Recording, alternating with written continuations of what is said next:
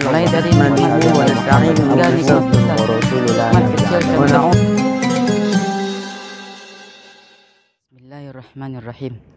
Assalamualaikum ya akhi ya ukhti, atamasya ilal ma'had wala tansa ihmilu alkitab idza kuntum ummat Muhammad ajibus salami bin nasyad.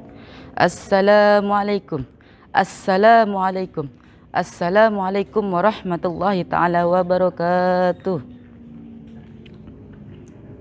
Alhamdulillah, alhamdulillahi rabbil alamin, bihi nasta'in ala umurud dunya waddin, wassalatu wassalamu ala asyrafil anbiya'i wal mursalin wa ala alihi wa sahbihi ajma'in, amma ba'd. Yang pertama-tama yang diutamakan para alim ulama, marilah kita panjatkan puja puji serta syukur kita kehadirat ilahi rabbi Allahu jalla jalaluh, yang mana Allah inilah yang telah memberikan kita beribu-ribu nikmat, berjuta-juta nikmat, hingga beribu-ribu juta nikmat. Mulai dari nikmat kecil hingga nikmat besar. Nikmat kecil contohnya, nikmat bisa mendengar, nikmat bisa merasakan, hingga nikmat bisa melihat, dan hingga nikmat bisa bangun sampai tidur lagi. Yang mana kalau kata Mbak Surip, bangun tidur, tidur lagi, bangun lagi, tidur lagi, bangun tidur lagi. Dan ada pun nikmat besar contohnya, nikmat Islam, nikmat ihsan, nikmat panjang umur, nikmat sehat walafiat, hingga nikmat kita masih bisa beraktivitas kembali.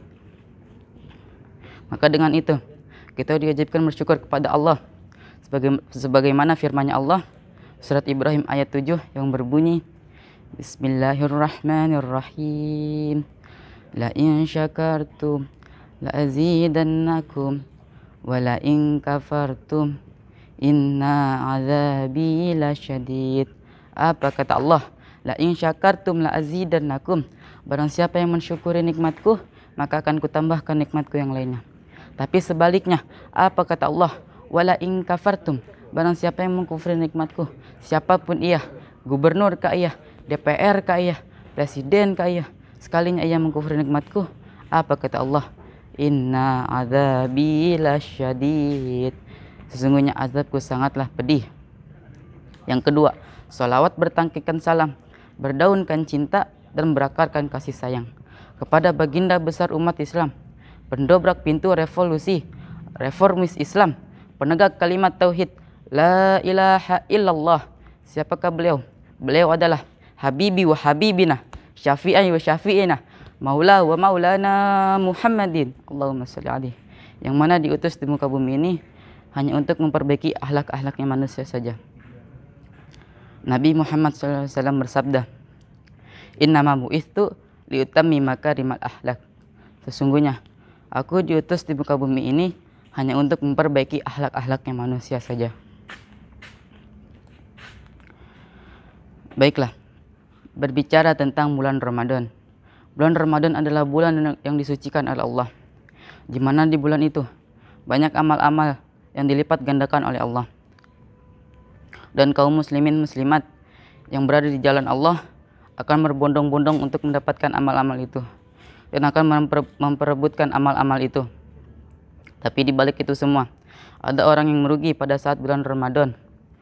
Siapakah orang yang merugi pada saat bulan Ramadan? Kenapa ia bisa disebut orang yang merugi?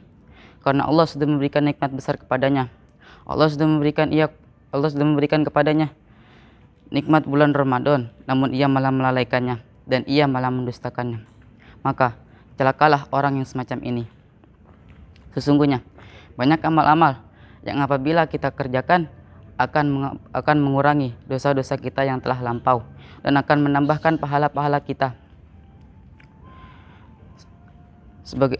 Dan ada satu hadis Nabi, hadis sahih Nabi yang diriwayatkan oleh Tirmidzi,